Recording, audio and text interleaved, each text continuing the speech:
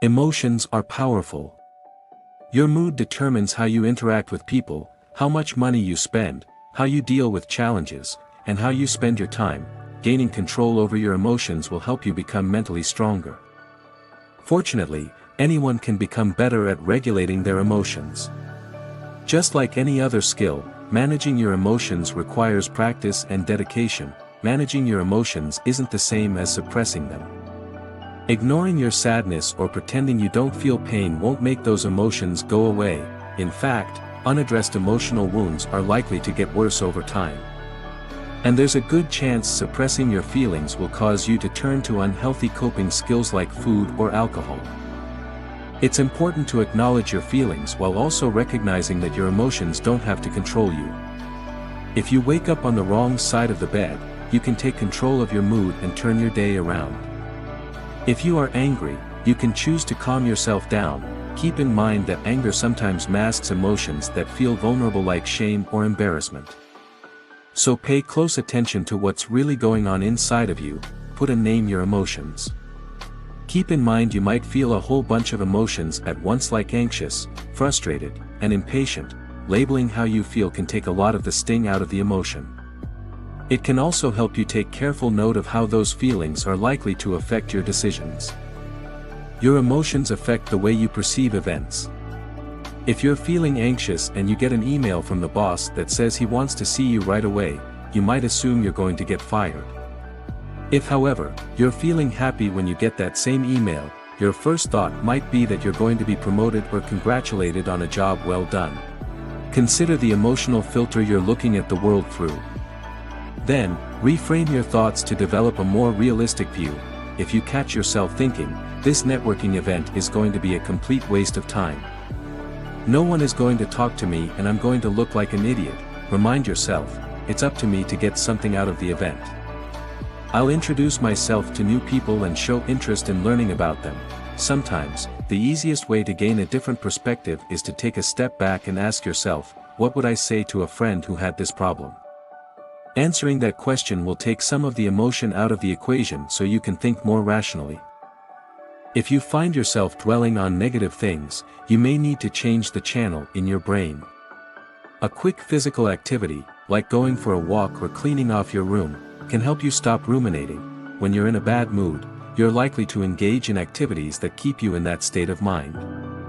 Isolating yourself, mindlessly scrolling through your phone, or complaining to people around you are just a few of the typical, go-to-bad mood behaviors you might indulge in, but those things will keep you stuck. You have to take positive action if you want to feel better. Think of the things you do when you feel happy. Do those things when you're in a bad mood and you'll start to feel better. Managing your emotions is tough at times. And there will likely be a specific emotion like anger that sometimes gets the best of you, but the more time and attention you spend on regulating your emotions, the mentally stronger you'll become. You'll gain confidence in your ability to handle discomfort while also knowing that you can make healthy choices that shift your mood. One of the benefits when you control your emotions is that you give yourself some more time to understand why you're experiencing them in the first place. For example, if you refrain from blowing up in a fit of rage when someone hurts you, when you step back and think about it, you might notice that you were frustrated with something that happened earlier in the day and not mad at anyone in particular. When you know how to control your emotions, you're more likely to be aware of when you need to ask for help. For example, if you're experiencing a lot of fear due to PTSD, you might step back and say to yourself, "It seems like it's time to talk to a mental health professional." When you're aware of your emotions, you know when you're in too deep. And you only become aware of your feelings when you know how to control your emotions. Have you ever reacted poorly due to bottled up emotions? Don't worry, we all have. Controlling your emotions is all about noticing them, feeling them, and letting them float away. When we give our negative emotions attention instead of reacting to them, we can save ourselves from a ton of misery. People who know how to control their emotions can support people when they react negatively. For example, if someone gets angry at you, you might say something like, "You seem angry right now, how can I help you resolve this situation and ease your stress levels?" Saying something like this would immediately cut the tension instead of reacting to someone's anger with more anger. Before you even understand how to control your emotions, it's essential to learn which emotions you regularly experience and their possible outcome. 1. Acknowledge your emotions. The first step in dealing with your emotions is to acknowledge your current feeling about the situation. Remember, you can't manage what you don't know. It's essential to understand if you're overreacting to a problem so that you can take steps to start the emotion management process. Regardless of whether you're sad, nervous, disappointed, or angry, you might end up causing harm to yourself or others. Sometimes, you might experience multiple emotions that can influence your decision-making. Acknowledging your feelings will help you understand what you're dealing with right now to get the best outcomes. Plus, by acknowledging your feelings, you become aware of them. If you're never able to notice them surfacing, you won't be able to stop the explosions of emotion or outbursts. 2. Self-care is key to controlling your emotions. Sometimes, your emotions can come from factors like life hardships, stress, being alone, or even not getting enough deep sleep. All these factors have a direct link with human emotions. Therefore, it's essential to practice self-care ideas as a priority for your overall well-being. Psychological studies show that sleep plays a critical role in the well-being of a person. Failure to sleep well for 8 hours will detach you from your emotions because your tired brain can't make the best decisions. On the other hand, you might not be getting adequate sleep because of negative emotions causing more problems. A similar cycle is also involved with other aspects like stress. To prevent these and better control your emotions, find some ideal activities and make them a routine. For instance, having a nighttime routine, such as exercising, showering, and reading before bed, can help you unwind at night so you can get the rest you need. Also, having right brain activities like drawing, playing music, or other activities can also help silence negative thoughts to minimize overreacting to minor problems. 3. Change your thoughts to manage your emotions. Emotions play a significant part in how people perceive different things. For instance, in a workplace setting, getting anxious sometimes is normal. In this case, if by any chance you're called by your boss, you'll think that you're in trouble if this is unusual.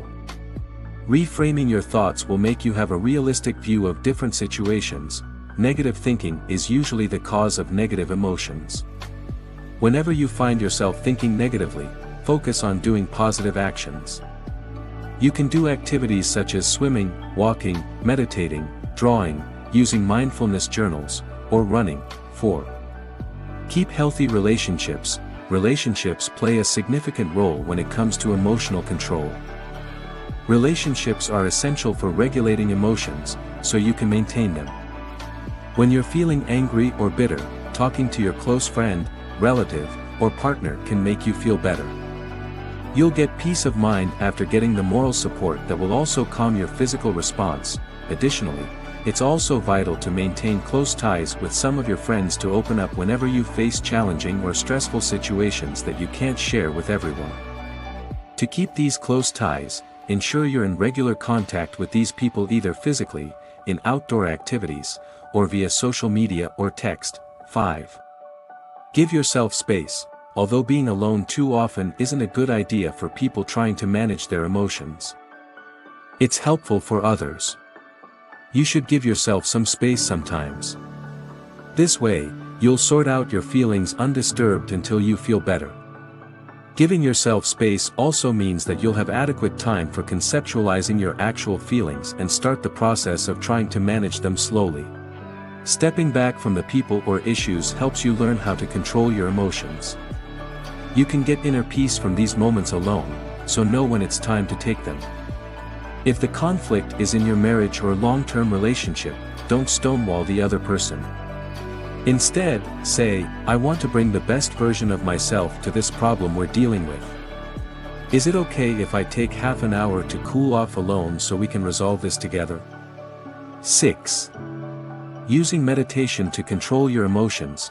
Meditation is an excellent solution for dealing with extreme emotions and feelings. Many people have recently turned to meditation for many other reasons, including better and quality sleep and relaxation.